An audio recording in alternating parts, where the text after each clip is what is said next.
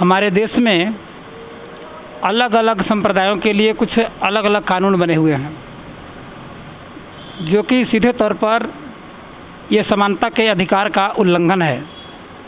बहुत सारे मुस्लिम देशों में भी एक देश एक कानून का प्रावधान संविधान में किया गया है, परंतु हमारे भारत देश में कुछ लोगों के लिए, कुछ अल्पसंख्यक वर्गों के लिए कुछ अलग से कानून बनाया गया है। जैसे वक्फ बोर्ड, अल्पसंख्यक आयोग का गठन किया गया है, उनके लिए कुछ खास सुविधाएं दी गई है। उनके शादी विवाह के, तलाक के कुछ अलग से प्रावधान बनाए गए हैं और बाकी के लिए अलग है। इस विषय पर सुप्रीम कोर्ट ने भी भारत सरकार से कई बार कहा है कि वो एक समान कानून बनाएं। भारतीय जनता पार्टी के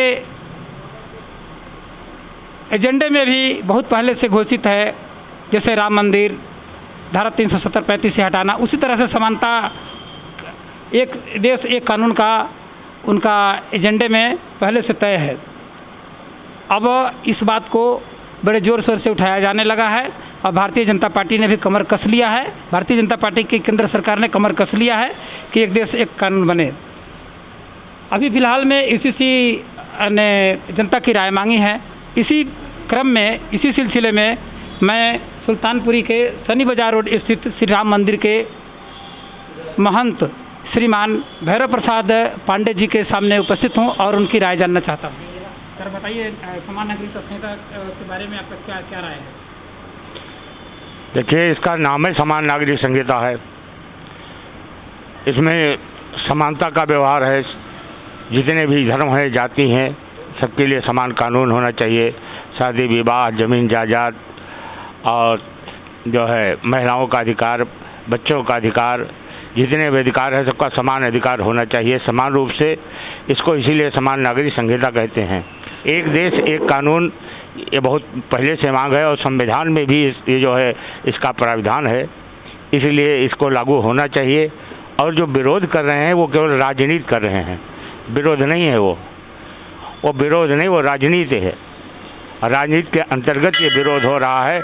इसमें किसी का कोई हक नहीं छीनेगा।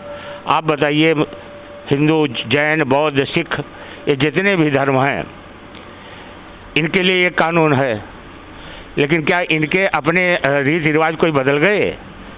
हिंदू में भी जहाँ जिसकी रीति रिवाज है, जिस जात की जो रीति रिवाज है, उस जात से उसी हिसाब से शादी होती है। सिखों में अपने हिसाब से शादी होती है, जैनों में अपने हिसाब से शादी होती है। तो ये सबके लिए जब बराबर है तो इनके लिए क्यों अलग कानून हो भाई? किसी के लिए अलग कानून नहीं होना चाहिए, ये गलत है। और इसको भारत सरकार को सुप्रीम कोर्ट ने भी इसका जो है संज्ञान लिया, आदेश दिया और भारत सरकार इस पर दृढ़ है और होना चाहिए। और हम सभी देशवासियों को इसका सम्मान करना चाहिए, इसका समर्थन करना चाहिए, क्योंकि इसी में देश की भलाई है। जब देश एक है, हमें एक हवा सबको मिल रही है, एक मिट्टी मिल रही है, एक सूरज सबको रोशनी दे रहा है, एक पृथ्वी पर हम सारे रह रहे हैं, एक पृथ्वी का अन्न खा रहे हैं सब हम, तो इसमें कानून में क्या विरोध होना चाहिए?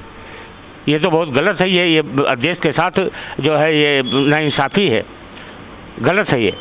चाहे कोई भी किसी भी धर्म का व्यक्ति अगर इसका विरोध करता है तो वो देश का विरोध करता है, संविधान का विरोध करता है।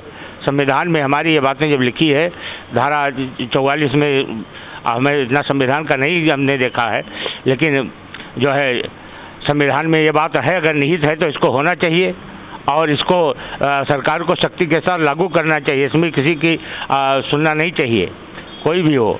कोई विरोध करता है, करता रहे, इसके लिए सरकार को डटकर सामना करना चाहिए और इसका जो है प्रावधान रखना चाहिए। जल्दी से जल्दी यूसीसी आना चाहिए। हम यूसीसी के प्रबल सपोर्टर हैं और ये होना चाहिए। हाँ, और पूछो। तो आपने सुना, मेरी तरफ कीजिए ना, मेरी तरफ तो आपने सुना समान नागरिकता कानून के संबंध में पंडित भैरव प्रसाद पांडे जी का विचार। इन्होंने कहा कि भारत सरकार को कुछ लोगों की बात नहीं सुननी चाहिए और सख्ती से इसे लागू करना चाहिए। वो भारत सरकार से मांग कर रहे हैं कि समान नागरिकता कानून को सख्ती से लागू किया जाए, तुरंत लागू किया जाए। सुदर्शन चक्र ब्यूरो, उपेंद्र शाह।